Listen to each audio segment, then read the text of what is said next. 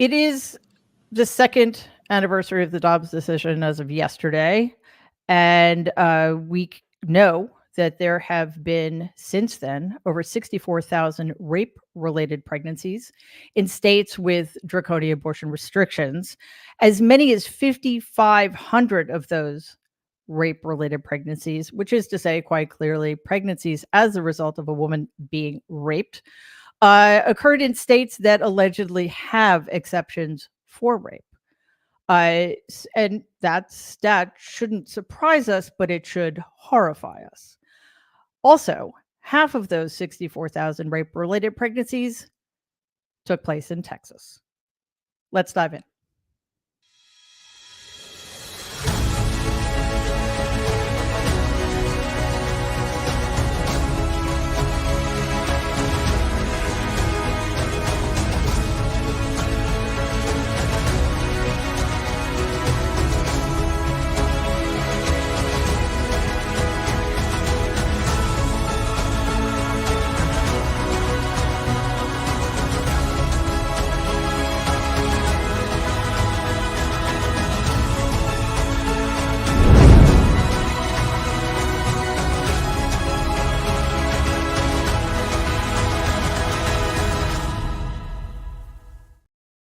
Hello, everybody, and welcome to today's episode of the Nerd Avengers. So grateful to everybody who's here with us and grateful to all of my nerds who are here with me today. Lots of not very good news that we are going to get to. But even though the anniversary of Dobbs was yesterday, we're still living with these horrors. And I wanted to start there because we again I think it keeps not breaking through to people that this is a decision that has affected women every single day in the last 730 days. So Jen Rubin, I want to start with you. What I continue to be mystified. I mean, we know we've heard stories of women who have miscarriages and are being forced to carry an unviable embryo or fetus to term.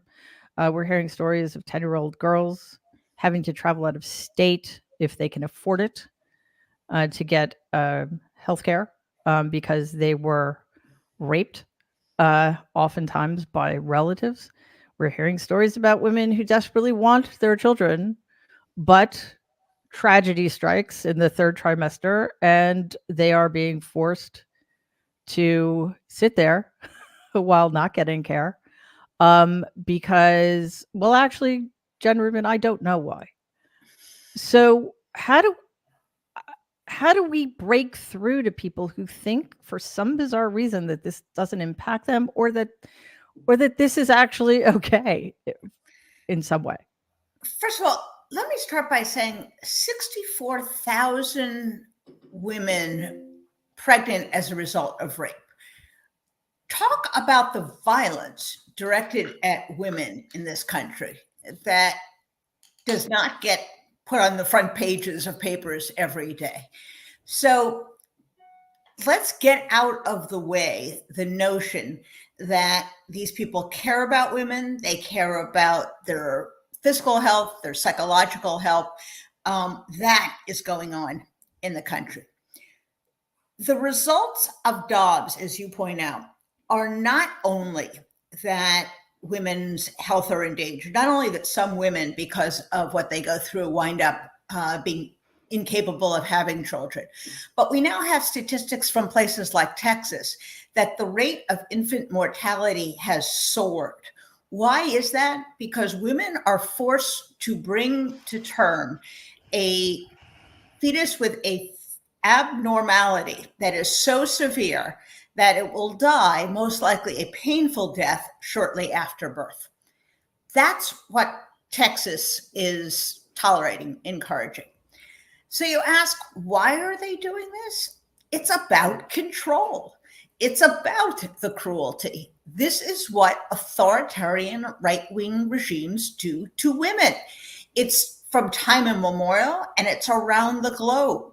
If you're going to impose a white male dominated society, you have to put women in their place. And that means returning them to the role of mother. It means having them act as breeders so that you avoid the calamitous demographic horror that they foresee coming. So you want lots of white babies.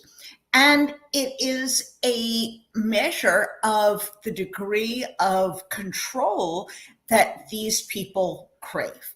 So it's not about life. It's not about family values. It's about control. It's about domination. And it's about showing women who's in charge. And if you look at every right-wing regime, whether it was Nazi Germany, whether it was Poland up to a few years ago, the restrictions on women's reproductive freedom is always part and parcel of it. Yeah, and Dahlia, we know it has nothing to do with quote unquote life, as people on the right claim.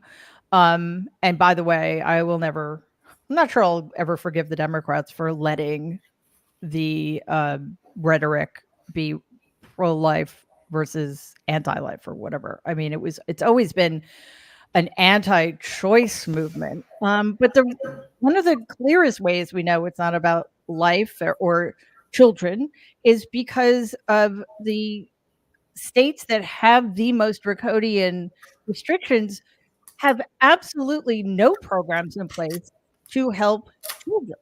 Governors of these states are pushing the 10 amendments down our throats and demanding that they be posted in the classrooms, but they veto things like school lunch programs.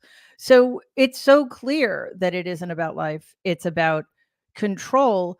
My question is, knowing that it's so very clear, how are so many women okay with this? And how is it possible that in the most important election we've ever lived through, it's 50-50, even though we know exactly what's going to happen if the wrong person gets into office? And by the way, that would be Donald.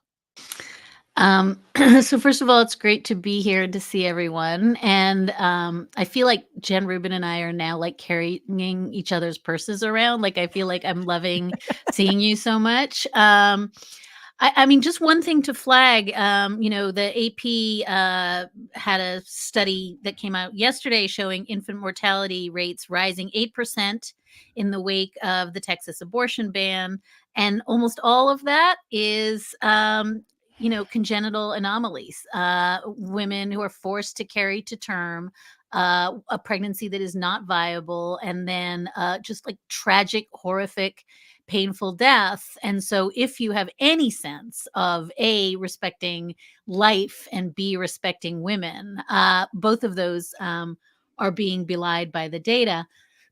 I think to your question, Mary, Norm and I, who are not carrying each other's purses around, wrote a piece a couple of weeks ago about normalcy bias and about the ways in which we can metabolize things so quickly that your head would spin. And if you think about the fact that, 2.5 years ago, everyone was saying they're never going to touch Roe, they'll never touch Roe. The day before the Dobbs leak, I was at a lunch with a whole bunch of, progressives who are like, oh no, Amy Coney Barrett's never going to overturn Roe. So we were shocked, and then we weren't shocked. We were just normal.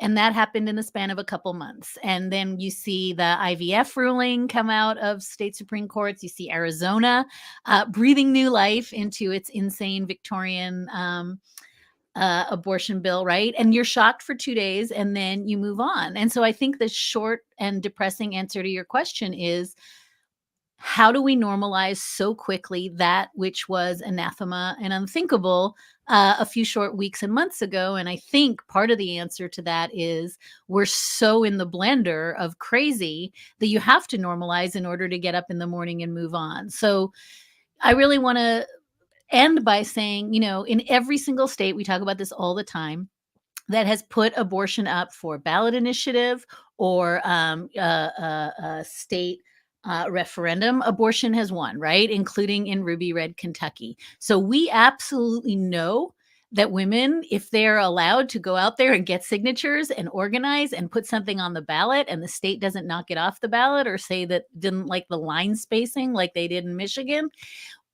abortion rights will win. The question is, what are we doing about state Supreme Courts, state attorney generals, state machinery that is trying to suppress that? And so my answer really is twofold. One, I think a lot of women have just absolutely metabolized and normalized that whatever is happening in Texas and Florida and Mississippi and Tennessee and Arizona is not going to happen to them. And that's part of the answer to your question. And I think the more dispiriting answer to your question is when you have structures that suppress majority will and voting rights the way we do with the current Supreme Court and states that are dominated by Supreme Courts that want to strip away rights, it almost doesn't matter how much women organize because they still may end up losing. And I think that second answer is part of the reason we should be very, very scared right now. Yeah, Norm, I think the normalcy bias is a really good prism through which to look at this. And if you layer that on top of the fact that we're all walking around completely traumatized by events of the last 4 to 8 years, and I don't think I'm going to have a tombstone, but if I did, it would say on it, you cannot recover from trauma while you are in the process of actively being traumatized. We are still being traumatized every day. So I think it's the normalization is a way of dissociating from the horrors. And to Dahlia's last point, the sense of having absolutely no control over what's going to happen. All of that having been said, though, it does strike me as it's still shocking, I guess I should say, that it's even close. And how do we get people in swing states to understand that what's happening in Mississippi, what's happening in Idaho, what's happening in Texas is coming for all of us. And even if you think you're wealthy enough to buy your way out of it, guess what? You can't, if something really happens and you're in an emergency room and doctors won't treat you, you may not have enough time to get to that private jet of yours. So there's so many things to unpack here.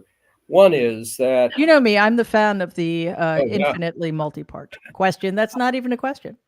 So pre-Roe v. Wade, we know that wealthy people could always find ways around it. It was the poor and the Black who suffered the most, and that continues to be the case. We should add to the litany of cases that Dahlia mentioned. The mifepristone case looked like it was a good one on the surface.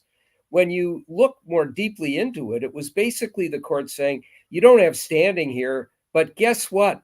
Here's how you can get standing. Right. So down the road, we're going to see even more restrictions. We know that the Fifth Circuit basically said, yeah, the law may be vague. We don't care, because with these vague laws in many of these states, it freezes doctors and hospital administrators.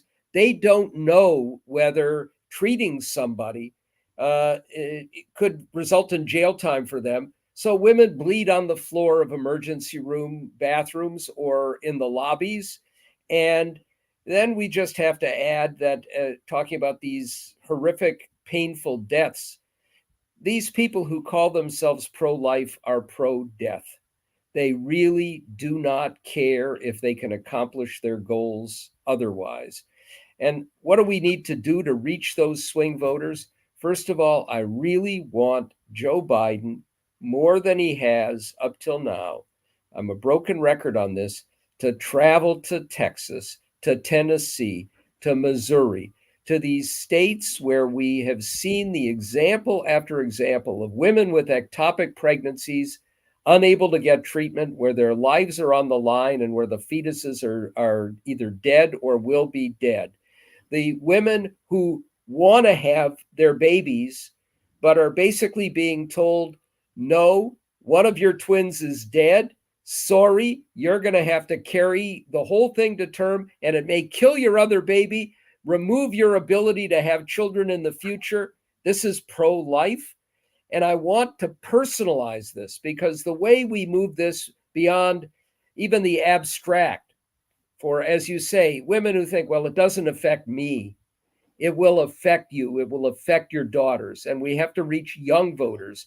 And then we have to remember that Project 2025, which is the Heritage Foundation working hand in hand with the Trump campaign, has a much bigger plan that goes beyond abortion, and it goes to every element of private lives that they want to regulate and take over. It is misogynistic, it is homophobic, it is cruel and sadistic. And so I'll repeat my idea.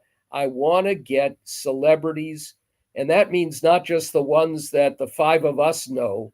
It means the ones that younger generations know that we have no clue about, right, to do 60-second TikToks with what the Project 2025 would do. We need to alert voters as to what's in store if they elect this monster again. And even if they don't elect this monster, what's the playbook for a Republican Senate, Republican states that have gone off the deep end, from Oklahoma to Missouri to Iowa to all the others that we know about, including Texas and Florida. And we have to get that message out in every way, including using the allies that we ought to have and the techniques that have not been our typical conventional ones in campaigns and politics. Yeah, I agree. And Marsh, there are a couple of ironies here. Texas, Greg Abbott, fascist, just evil person, is all about protecting the border, which is in many, many ways, certainly in many of the ways he suggests, is a non-issue. The threat to women in Texas, on the other hand, the threat to children in Texas, on the other hand, is very real. And, you know, the other irony, so in other words, so to Norm's point, yes, a bunch of Democrats go down to Texas and make that argument. You know, it's the border between women and healthcare that's really the border we need to be worrying about down here. And then the whole premise behind, you know, the total ban or 6-week bans is to protect the lives of cells that have no feelings of any kind. They're barely in existence. They're microscopic. They cannot feel pain. Women don't even know that they're pregnant most of the time at 6 weeks. And there's really no reason for them to, unless they check. And then on the other hand, we get that we're in situations now where, as Norm said, children are being born, babies are being born who under normal circumstances would have been aborted because of the anomalies and because there is absolutely no chance these embryos or fetuses will survive outside of the womb. And these children can feel pain. These babies can feel pain.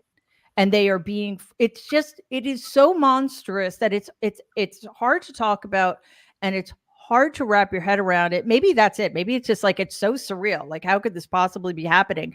That it's some people just like don't believe it because it's so extreme. But one of the things that a lot of people keep missing is this is not a woman's issue. This is a human issue. Hillary Clinton had it right. This is about human rights, but this absolutely has to be a men's issue too, right? We see men watching their wives helplessly while their wives suffer and come very close to death, and their babies suffer. So how do we make inroads there? It's a freedom issue. And I want to strike a chord of optimism for a moment, if I may, is that people are aware that they've lost a right. Women are aware that what they marched for is gone. And I'll give you one example. And then all these special elections that have happened post-Dobbs, Democrats have aligned themselves with independents and Republican women, and it's been completely lopsided. It's blown past the poll expectations, right? In every single state, even these, we call them now red states, right? women are coming out in droves with men saying, no, you cannot take away our rights. I've been saying for 2 years that this should be the single issue, the main issue that Democrats should run on under the big thesis that Republicans will take away your freedoms. We will fight for them. Dahlia has a good point where I was talking to Anat Shankar Osorio, who is a strategic consultant, a messenger for progressives. And the feeling that Dahlia described where people say, oh, that'll never happen. She says that's real. And as such, people psychically disconnect themselves. He won't go that far. There won't be a violent insurrection. Well, Lodge, I just want to interject something really quickly because it's such a good point. Why do people continue to smoke cigarettes? They don't believe for a second that they are going to get lung cancer. Right? It's the same exact psychological mechanism. It's hyperbole, exaggeration. You guys are going too far. And which was very briefly discussed, but I think bears mentioning, is it's a psychic protection from the overwhelming horror that you might in the back of your mind actually realize it could happen. But you're like, the system will hold. I'll outsource my problems. The Avengers will come and I can watch Bridgerton. No offense against Bridgerton. And here I think this is where there's been a failing of the Democrats, which we will provide, if you will, a solution, is that people want to see fighters. They want to see people fight for them. And the way storytelling works, Mary, is you have to tell people they are taking away your freedoms. I will fight for your freedoms. Who are they? Donald Trump and MAGA are a right-wing authoritarian force who will take away your freedoms. And I, the Democrat, I might lose, but I'll go to the death to fight for you. Now, if you rally around that message, and finally, Mary, this is where I'm going to strike the chord of optimism. The Biden administration, 5 months before the election, has remembered that they have Kamala Harris as their vice president. Kamala Harris is a woman. She is the first female vice president. And now she's going state to state. And I agree with Norm. It should also be Biden, by the way, because it's not just women. This impacts families, which is why I think if you just say women, it's wrong. My unsolicited recommendation is they are coming after your freedoms and bring in abortion rights. Don't say women's rights, just say your freedoms. It deals with families. And then what I'll also say is you have enough ammunition now, if I may talk like this, figurative ammunition. The right wing said they'll never come after abortion. Look what they did. Look what Donald Trump takes credit for. The right wing says they'll never come after marriage equality. Look at Amy Barrett's opinion in Munoz that just came out that most people aren't talking about. The right wing said they'll never come after birth control and IVF. Look what the Alabama Supreme Court did. The right wing said they'll never come after X, Y, and Z. And you have so much ammunition now. And I know Dahlia in our chat talked about EMTALA, which is the Emergency Medical Treatment and Labor Act, which allows state hospitals to treat women who literally are on the verge of dying and having a miscarriage. They're coming after that. And then you have the violent insurrection. So I say right now, Mary, and you have to give solutions.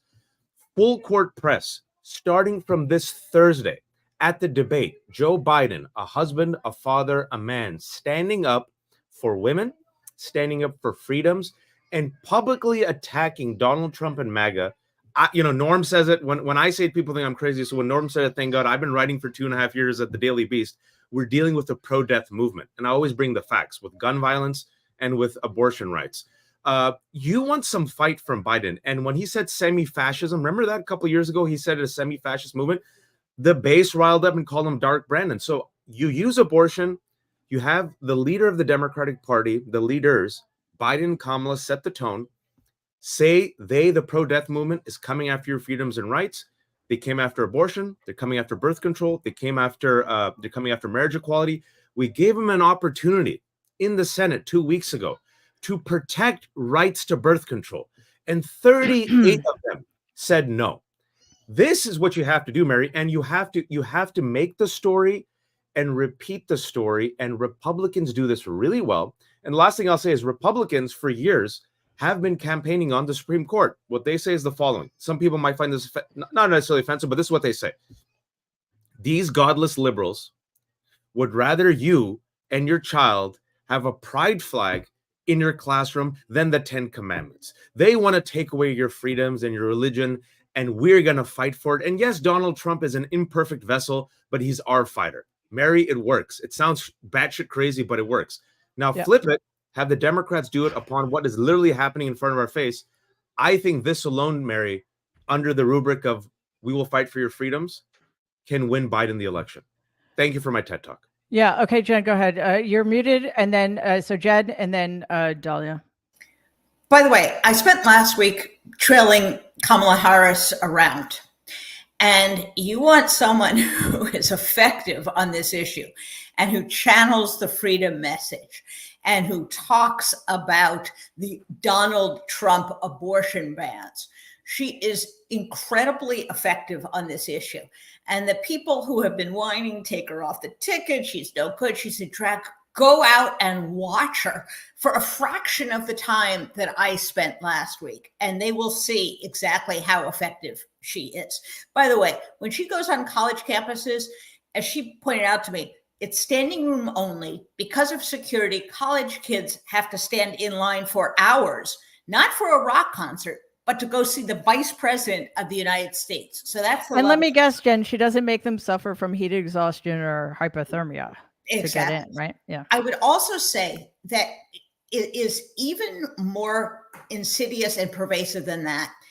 Because of these abortion bans, because of what it's doing to the medical profession, you have OBGYNs fleeing from these states. More than half the states, at the counties in the state of Wisconsin, do not have an OBGYN. And oh, by the way, it's bigger than that, because physicians who need a generalized training don't want to go have their residency in red states. And the vast majority of residents wind up practicing in the state in which they had their residency. Not surprising, because that's where you've made your connections, that's where you have established relationships. So if you are a young physician and you have an opportunity, should I go to medical school in Texas or should I go to medical school in Massachusetts? They're going to choose Massachusetts and duplicate this over hundreds and thousands of decisions. And that's why you have doctor shortages in rural America, and particularly in red states that have abortion bans. So they are literally ruining everyone's healthcare. If you never had an abortion, if you're not a woman, if you don't know any women, you're still being affected, because sometimes you're going to need a doctor, and those doctors are not going to be where you need them to be if you live in red America.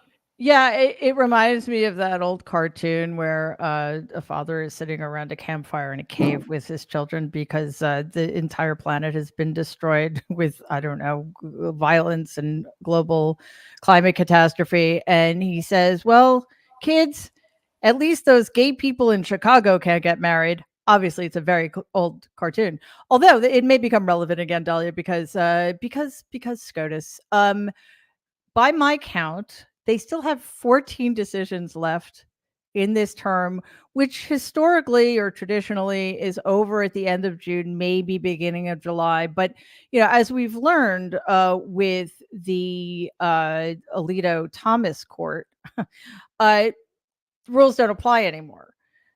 And what's shocking about the remaining 14 is that every single one of them, there are not every single one of them, a significant percentage of those left single-handedly could change the tenor of life in America.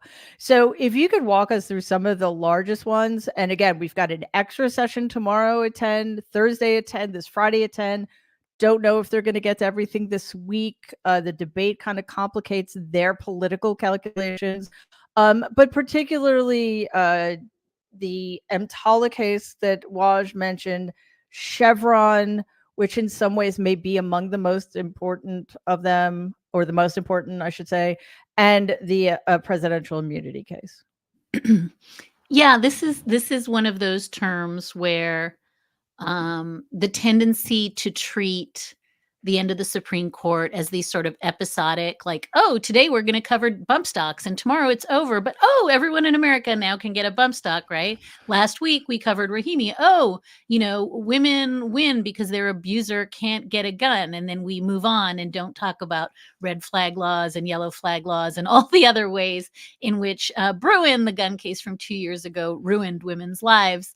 But we're going to have that. We're about to have 3 days of the end of term. And then by the 4th of July, we move on and stop talking about the court. So it's a very frustrating media tradition to kind of cover the court as though it's the naked lady that pops out of the cake for the last week in June, and the rest of the time we hit pause. So I just want to really urge everyone to think about the court even after the term ends, whether that be this week or next week. Especially on November 5th, please. Yeah. So, quickly running down the cases, Waj mentions the EMTALA case. Mifepristone got all the oxygen this term. Oh my God, Judge Kaczmarek is going to take the first of 2 abortion drugs off the market for the whole country. And then when the court says, well, that's stupid because it was stupid, we assume that's a huge win for abortion rights. It's not a huge win for abortion rights. As we just heard from Norm, we got instructions on how to do it right next time, how to have standing next time. The EMTALA case is really consequential. And this essentially says that preemption law, that's the rule that says that federal law trumps state law. That's like the thing you learn on the second day of law school. That doesn't count for abortion. States can set their own abortion standards. And I think that case should have gotten a ton more attention, not just because, Mary, it may be a huge loss for abortion rights, certainly based on what we saw at oral arguments, but because it makes the point, and I think this is really essential, that we're still talking about abortion rights in this country the way we talked about it in Roe, as rights that attach to the physician. And I want to be really clear that both the Mifepristone case and the EMTALA case are about physicians and what they get to do, and have nothing to do with constructing the notion of privacy and bodily autonomy for women. So we've moved 50 years post-Roe, and we've not moved at all. We're still talking about doctors. The other cases that are on the docket that are really essential, obviously the Trump immunity case, Fisher, which is the case that has been used to prosecute hundreds of January 6th insurrectionists. And the court is making noises like maybe those are not legitimate uses of that statute, of that obstruction statute. And if that in fact goes against the Justice Department, that has huge implications, not just for the insurrectionists, but for Donald Trump too. The other cases that are so important, as you say, are the Chevron cases. It has been the law since 1984 that if there is ambiguity in a statute, the agency gets to decide what the statute means. It's a way of allowing science and expertise to determine how we interpret air pollution regulations, water pollution regulations, health and safety, all of it. And this is an attempt to really hobble that. So it's part of a larger attempt to do away with the administrative state, to essentially say, every one of the alphabet agencies can't do their jobs because we do it better. And the very last thing I will say, in addition to a case about criminalizing homelessness and a case about content moderation, I mean, as you said, any 3 of these would be the biggest case of the year in another term. But I just want to point out, because it's worth pointing out, that every single day that the court doesn't hand down a decision in immunity is a day that Donald Trump wins. It's a day that Tanya Chutkan cannot start what would have been, if not the most important, I've given up on Aileen Cannon, but the second most important case that could have brought about accountability. Almost impossible to see how that happens before the election, and that's 100% attributable to the Supreme Court slow walking an appeal that had zero merit. Well, it's only been 200 days. What's the rush? She's learning on the job, Mary. It's She's not learning on the job. Yeah. It's not, but it's not like it's not like the American people need this information to help them vote in a more informed manner. George, who's George? I don't know. If there's a George here, let me know. I'm very tired. Norm, please tell me your middle name is George. That'll make me feel better. You can call me Al. That did make me feel better. Thank you. Okay, so Dahlia spoke about this earlier, just the whole flooding the zone. There's just so much to process. We can't process it all. So we're just like, oh, well, that's a thing that happened. So that's the way it is now. And weirdly, that's how we've, as a country, and especially as the corporate media, have handled Donald Trump. Like, usually crimes are they compound, right? They accumulate and become worse. The more crimes you commit, the worse it is. No. No. You, with him, it's he commits a crime and then he commits another crime, so we forget about the first crime. It just seems like a really weird way to handle a presidential candidate or somebody who was actually in the Oval Office. And Aileen Cannon is kind of a perfect example of that and another thing that Dahlia pointed to, which is this sense that not only that there's so much going on, we just kind of shrug our shoulders and wait for the next thing to drop, but that there's really nothing we can do about it anyway. So why care? Now, Cannon, outside of the Supreme Court, which obviously, she is auditioning for, right? I mean, she knows that one of the main jobs, one of the main job qualifications for getting on the Supreme Court is helping Donald out by delaying his criminal cases. She just needs to ask Thomas and Alito about that. So we are now at this point where even if Biden wins, I don't think this trial would ever happen. And what do you say to people if you look at the kinds of hearings she's holding, right? Is it okay that the special counsel was even appointed? Who's paying for him? Why can't Donald risk the lives of federal law enforcement agents? I mean, it is so insane that I think the message we get eventually, or the message that people get eventually, is the system is so fucked up that if one person is allowed to do this, then what are the rest of us supposed to do? Yeah. Right? There's so much we could say about Aileen Cannon. Before that, I do want to just follow on what Jen had said. We're going to see an uptick, I am sure, in cervical cancer cases, in breast cancer cases, in all kinds of other areas of women's health, because they're not going to be able to find doctors who are knowledgeable to be able to treat those things. So this goes way beyond abortion. Norm, can I just say something really quickly? Because that is such a vitally important point, and it relates to something else too. That's what happened during COVID. Because of the maliciously incompetent, purposefully incompetent response of the Trump administration, the pandemic went on much longer than it should. Many people were exposed who would not otherwise have been. It forced a lot of other people to delay medical care. I'm sure we all know people, not only who had COVID, but who didn't get medical care for other things because they were terrified of getting COVID. Plus, of course, the complete lack of mental health care to help us deal with the stress, anxiety, and trauma that we all suffered. So it is across the board, the knock-on effects of one horrific decision. It does not just end with the specific thing being targeted. So thank you for mentioning that. It's so important. Also, getting back to the pro-death, 400,000 or more people died unnecessarily because of COVID, and the pro-life people don't give a shit.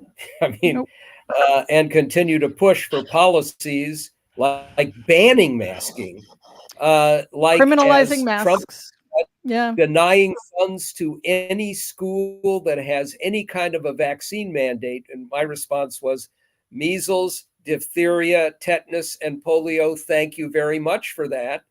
That's another outrage. But let's turn to the Aileen Cannon outrage for a moment. And let's look not just at these bizarre hearings that she's held, although to her very modest credit, at least she had enough during the one hearing on the nonsense that Josh Blackman, who is a farce of a lawyer and presumed legal scholar, brought to the table there, along with Seth Barrett Tillman.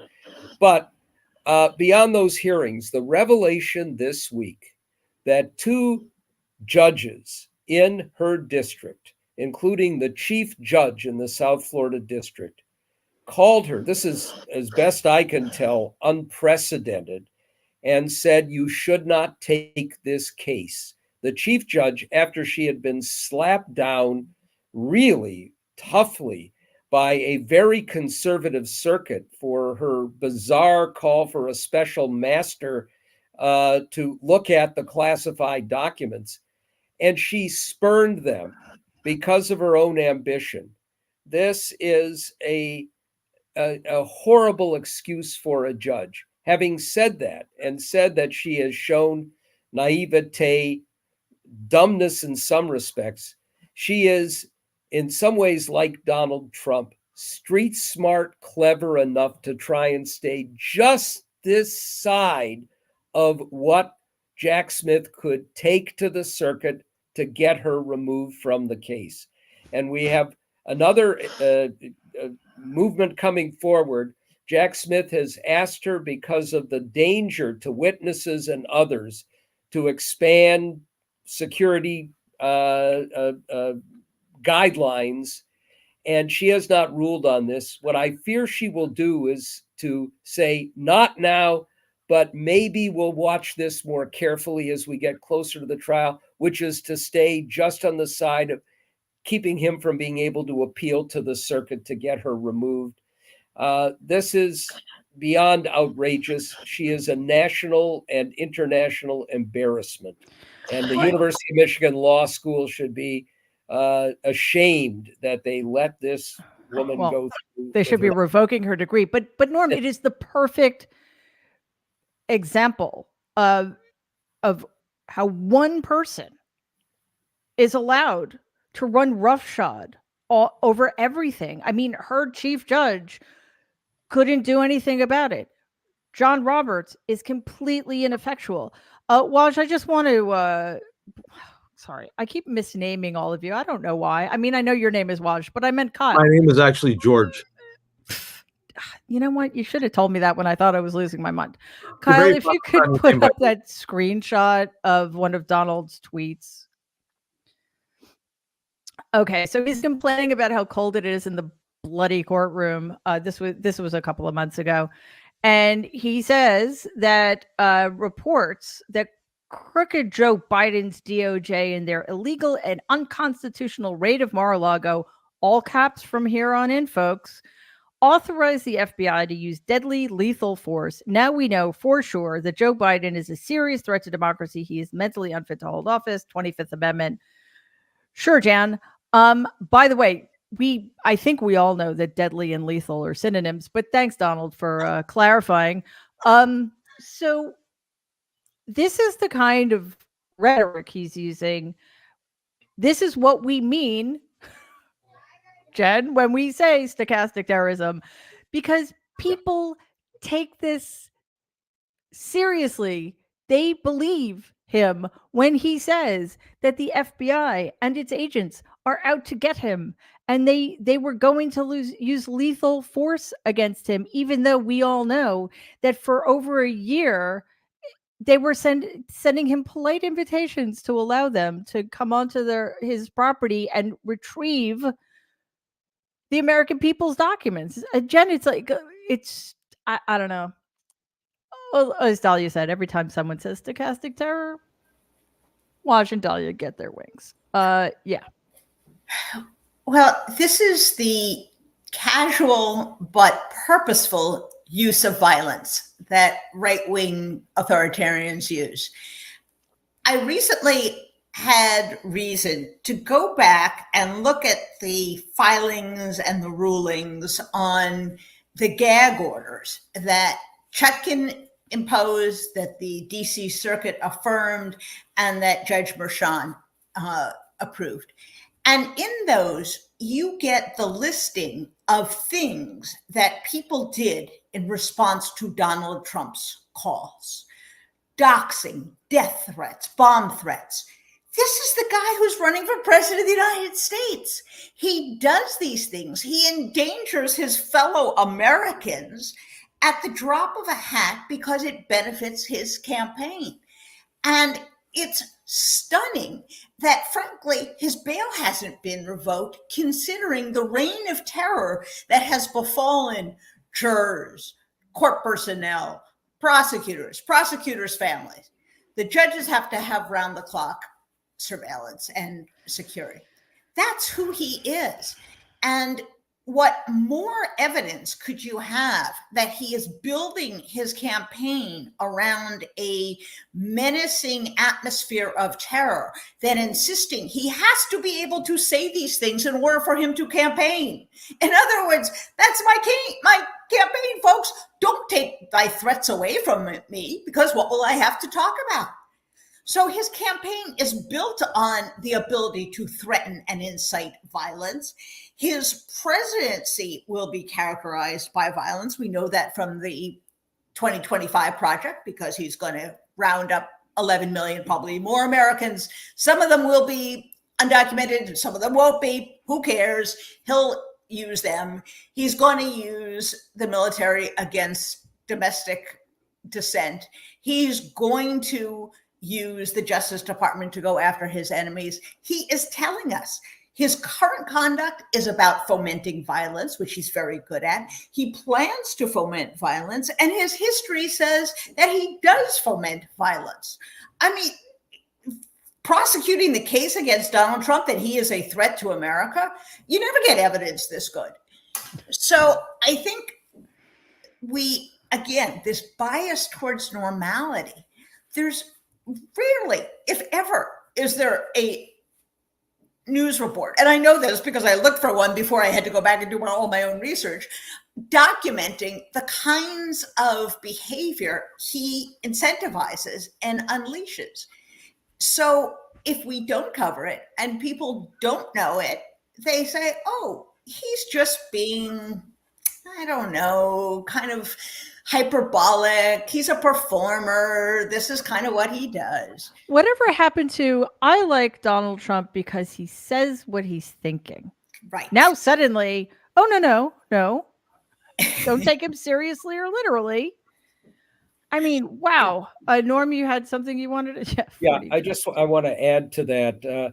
Media Matters did a very interesting look at news stories in major outlets, the Post, the Times, the Journal, cable news, and the like, of the number of stories on Joe Biden's alleged mental decline, Donald Trump's alleged mental decline, or both.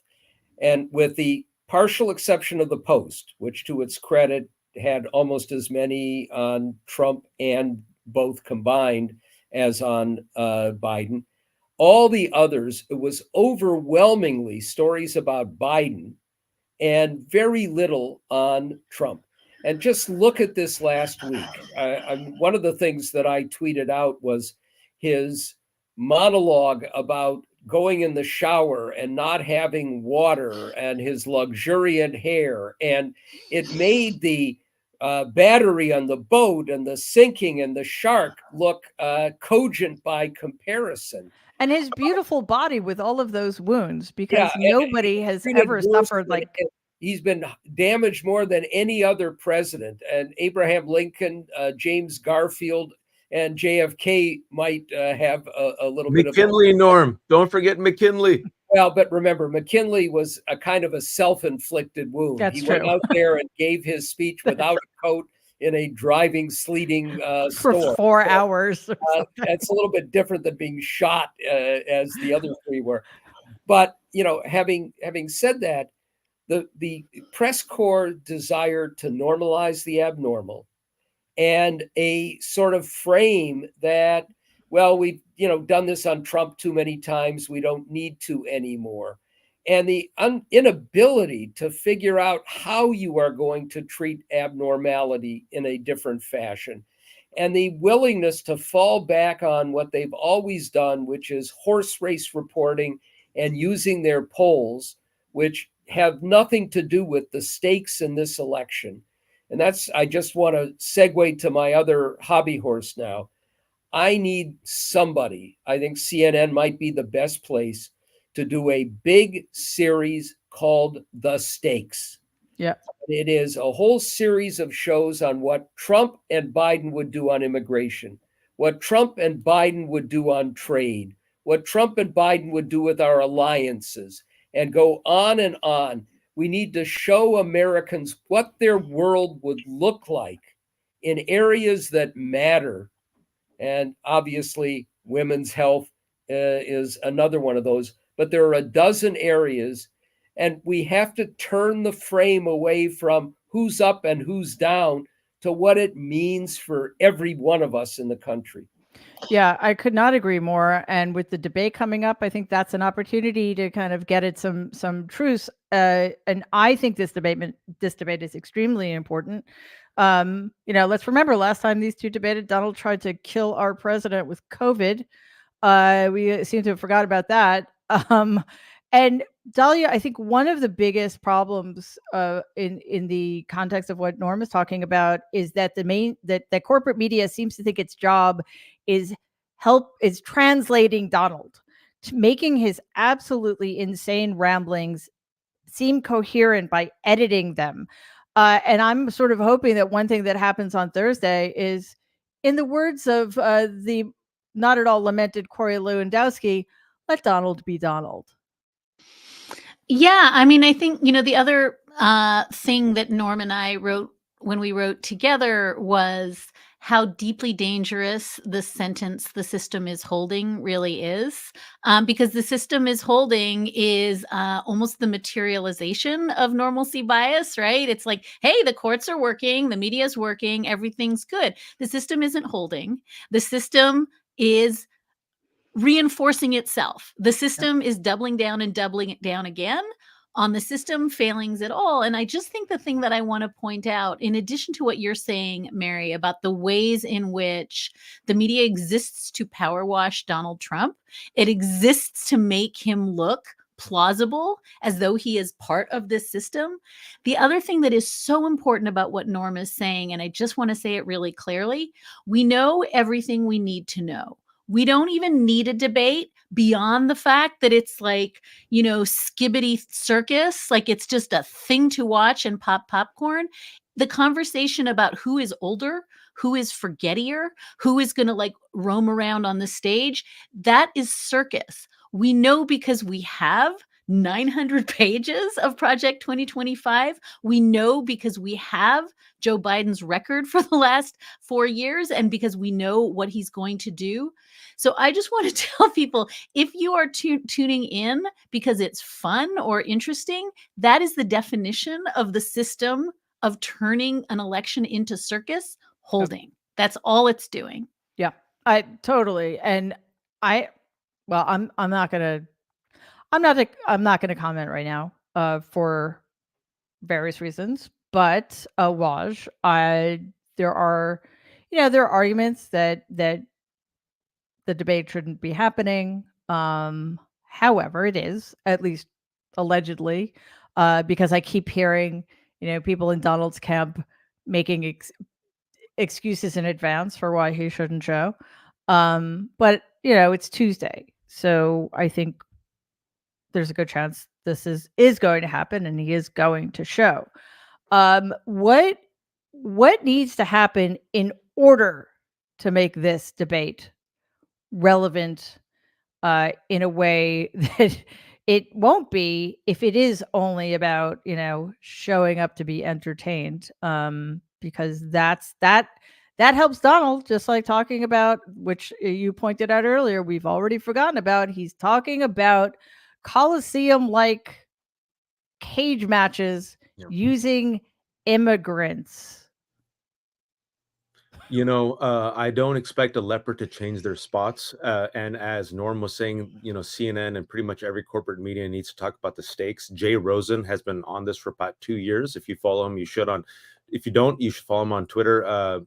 He's an expert on media. So you know what you're going to get. That being said, I think President Biden's role is to be a dignified fighter. What do I mean by that? Compared to Trump, most human beings appear to be lucid, cogent, dignified human beings with a semblance of empathy and compassion. I personally believe with Donald the last month that he's gone on these rallies and people have heard him and seen him again. You know, human beings, especially Americans, have amnesia and we have the attention span of gnats. And I think people sometimes forget because of the dose of nostalgia and misinformation. Oh, the good old days. And then they see Donald and they hear him about like sharks and, his martyrdom and migrant fighter leagues and the Nazi jokes he allegedly did in front of Jewish staffers. That's what the Daily Beast came up with yesterday. The fact that he dined with Nick Fuentes, a white supremacist, and to this day has not apologized and no one brings up on it. I think he has gone to a point, Mary, where he is so devolved that Americans getting a chance to listen to him and to see this bloated carcass, right, that is about to just implode within himself. Like, he reminds me, if you ever read Dune or watch the movie Dune, like he's that guy. What's his name? The Baron. He reminds me of the Baron before he becomes like this monstrosity, right? There is something about that visual differentiation between Donald, the rambling, cruel, sweating, incoherent mess, and Biden, who at the very least is dignified and empathetic. Number one. Number two, Biden needs to be on message and say, I will fight for your freedoms. He will take away your freedoms, and just stay on message. Each and every single time Trump rambles, say he is proud of installing 3 Supreme Court justices that took away women's right to abortion this week. He is the one that led a violent insurrection. He is the one that dined with Nick Fuentes. He is the one who has never shown any contrition. And I think, Mary, and I know people say, oh, debates don't matter. If you've seen the shift in the past week, the 2 points that have gone to Biden, I do think people watching, getting a firsthand look at Biden and Trump side by side for the first time in 4 years, if they see that difference, both physically in the articulation of a dignified fighter who says, if you don't, I would even go this far, Mary. I don't want Biden to say this, but okay, you don't like me, you don't want to vote for me, fine. Vote for Democrats if you want to vote for your freedoms. And I think there's enough ammunition there, Mary, where I think a lot of voters who are soured, who are upset, will see the two choices and be like, yeah, I'm done with Donald. That's too much. I remember how chaotic it was. And Norm says, 400,000 people died. I think by the time Biden took over, it was 500,000. And America, thanks to COVID, 1 million Americans died during COVID, more than any other nation. I want to remind folks that we have the tape in which he told Bob Woodward that he knew how deadly it was, and he kept it quiet because he thought it would actually help his election campaign. So I think it's fair to say he killed people. Yeah, Jen, real quick. I just want him to be not so dignified that at some point in the debate, he turns to Trump and said, I don't understand what the hell you just said, and no one watching this did either. I think you have to name the feebleness and the insanity, because that's what will trigger Trump. So a little bit of provocation would go a long way. Fighter. I said fighter. I think this worked. I do think this debate is important for a whole host of reasons, which we will talk about in the next couple of days. But it only works if there is a healthy dose of condescending mockery. That needs to happen. We've never seen it. And nobody has ever seen how Donald reacts to that kind of thing. Some people have, but very few. The American people need to see it. It is not going to be pretty. So before we get to another news, I just did want to say that so much is going on this week between SCOTUS and the debate. So, nothing is set in concrete yet. This is a fluid situation. Some of it's fluid. Some of it is ready to go. But as we know, there is a SCOTUS ruling. SCOTUS rulings tomorrow at 10 a.m. So depending on what happens, we may have an emergency nerds to deal with it. Otherwise, we won't. It would have to be something pretty ground shattering. 2:00 tomorrow at Eastern time, we are debuting Legal Nerds with Jen Taub and Daniel, right? It's and our new nerd Daniel. So we will let you know about that on social media. Thursday again, another SCOTUS session. Again, it kind of depends on what happens. Same thing Friday, whether or not we have an emergency nerd. Dahlia will be, for some reason, otherwise engaged. I don't know what you're doing, Dahlia, but come on. My goal for all of you is that I can give you a vacation someday, but not right now. Also, obviously, the debates. We don't yet know what's happening, but there's a possibility C-SPAN will also be carrying it. If that is the case, we will live stream it. If not, we will absolutely right after be doing live nerd analysis of the debates. Which I'm really looking forward to. It's going to be a late night, but I think totally worth it. So all of that we'll keep you posted about. But in other news, we have some inside information from renowned journalist Andy Borowitz, who informs us that yes, President Joe Biden is going to show up to Thursday's debate dressed as a man-eating shark. I am totally down with that. I think that wins the election. Look how adorable President Biden is. Look at this, waving. So thank you, Andy Barr. I'm not laughing that easily these days. And just so Baby we're clear. Shark. Baby shark. Exactly. You Just can so wear we're it on his clear. hand as a puppet, and it would Something. completely throw off Donald. Something. They can't have props, unfortunately, but that would be a good reason to break the rules. Just to be clear, Andy Borowitz is a phenomenal and much beloved satirist. So that made me laugh. So thank you, Andy. All right, that is it for today. Thanks for putting up with my sort of rambling. It's Tuesday, and it's been a long week already. I don't know, man. I don't know how we're gonna last, but we are, because this is important, and we are the Nerd Avengers. So I know, wow, Tuesday, it's impossible to wrap my head around that, along with everything else. So let us not forget, every weekday morning at 8 a.m. Eastern, we've got Jen Taub's Morning Jen, which is great. We've got the new show, Legal Nerds, premiering tomorrow. What else? We have Monday nights at 7 p.m. Eastern, Ali Samarco's America's Show. She just dropped an interview last night with Rachel Vindman. You've got to check that out. And Friday, we are premiering Brian's new show, Reverse Shot, and with his first interview, because he's a slacker, Sam Donaldson. No, see, like, how is he going to follow that? Like, where do you go from there? So that's going to be amazing. We'll have previews for you. It remains to be seen whether or not we are going to have a Nerds this Thursday. We probably won't, because of the live stream Thursday night. So we'll keep you posted on that. But normally we're here every Tuesday and Thursday at 12 noon. And we added a Sunday show, which was fantastic. It's Sunday, 6 p.m. Eastern. So shows everywhere. Waj and Danielle are going to be premiering. It's actually not a new show, but we're bringing a show over, which is such a great show. It's called Democracy-ish. That's going to be the week of July 7th. So all good stuff happening here. So thank you to everybody who's watching and letting everybody else know about the shows and the channel. Please press subscribe. That way you'll be sure to be informed whatever new shows drop. It doesn't cost anything.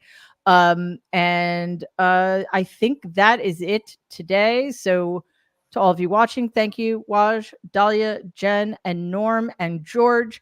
Thank you so much for being here. And Kyle, thank you for making sure that this runs smoothly, with the exception of me. And we will see you all very soon. And in the meantime, please stay safe and be kind. Bye.